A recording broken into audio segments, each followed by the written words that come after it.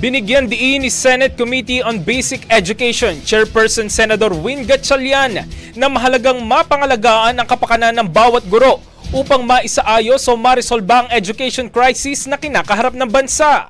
Kasunod nito, winelcome na senador ang inanunsyo ni DepEd Secretary Sani Angara na pagbawas ng mahigit kalahati ng paperwork sa mga guro sa eskwelahan upang mapagaan ang kanilang administrative workload.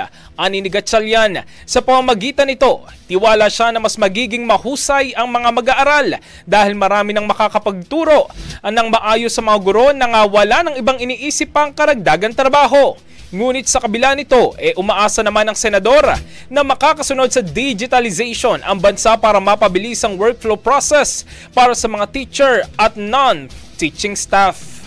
Ronda Brigada. Ang bahaging ito ay hatid sa atin ng Mom's Love ES1 Capsule. Simulang tuparin ang pangarap ng iyong anak. And stunting now.